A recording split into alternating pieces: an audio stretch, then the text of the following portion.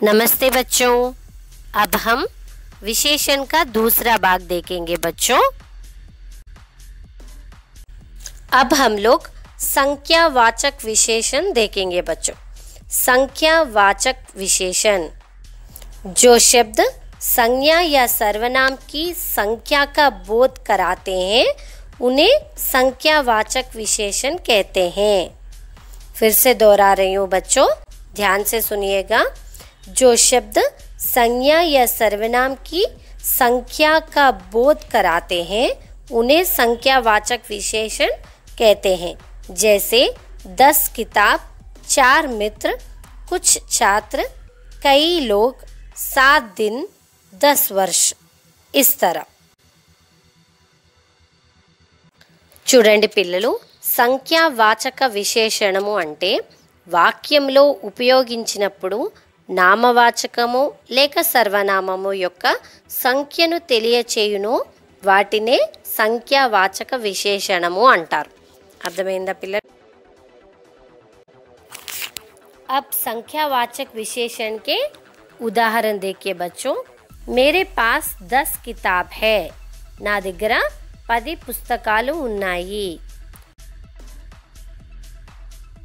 मंजू के 4 मित्र है, मंजू की नలుగురు మిత్రులు। कई लोग वहाँ पर है, చాలా మంది జనాలు అక్కడ ఉన్నారు।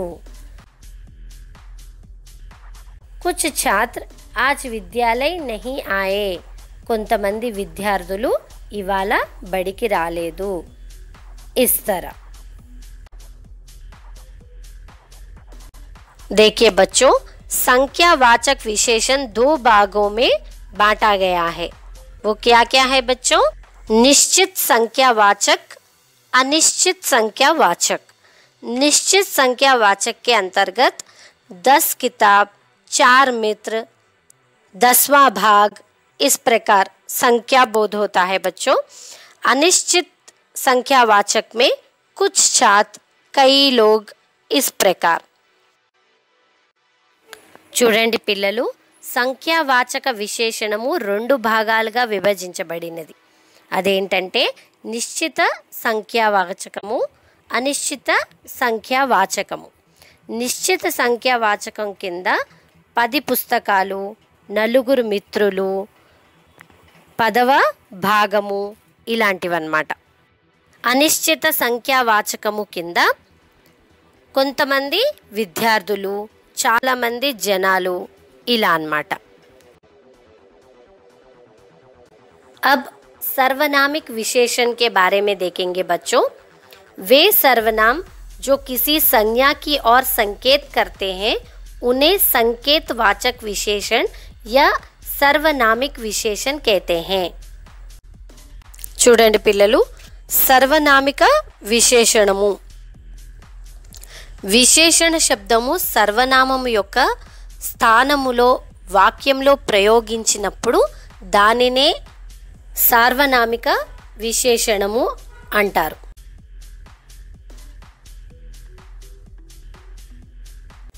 अब उदाहरण देखिए बच्चों। यह किताब हिंदी व्याकरण की है। यह विशेषण है बच्चों। आ पुस्तकము हिंदी व्याकरणदी।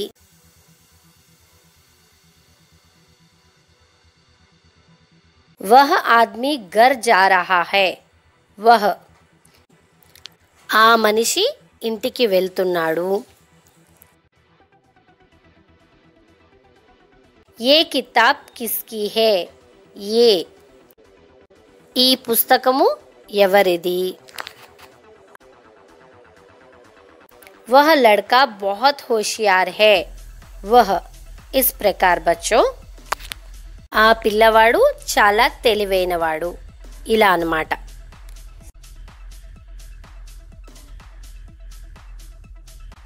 परिमाणवाचक विशेषण। अब हम परिमाणवाचक विशेषण के बारे में सीखेंगे बच्चों।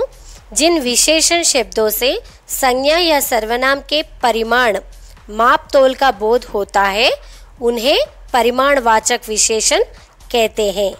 जैसे 1 किलो घी, 2 लीटर दूध, 3 किलोमीटर, कम लोग, थोड़ा पानी, इस तरह. చూడండి పిల్లలు, పరిమాణవాచక విశేషణము అంటే విశేషణ శబ్దమును వాక్యంలో ప్రయోగించటం వలన నామవాచకము లేక సర్వనామముల పరిమాణము తెలియును. వాటిని పరిమాణవాచక విశేషణము అంటారు. ఎలాగంటే ఉదాహరణలు చూడండి పిల్లలు.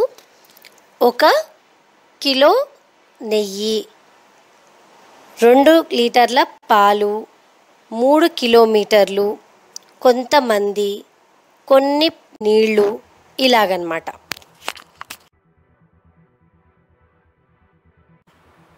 देखिए बच्चों, परिमाणवाचक विशेषण 2 भागों में बांटा गया है.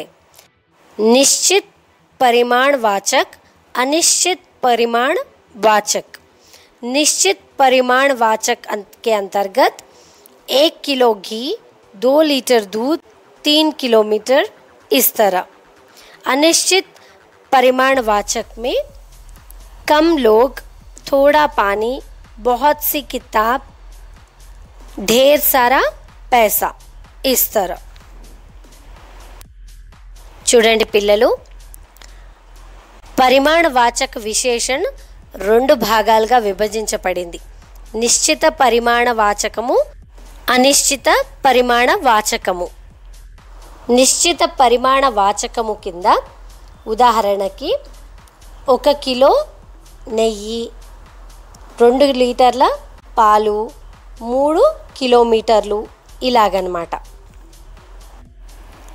అనిశ్చిత పరిమాణవాచకంలో ఉదాహరణలు చూడండి పిల్లలు.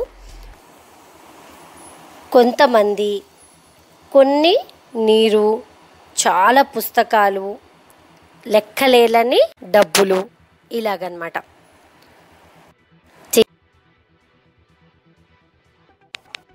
आशा करती हूँ आप सभी लोगों को विशेषण अच्छी तरह समझ में आ गया है बच्चों. अगले कक्षा में फिर से मिलेंगे. धन्यवाद बच्चों.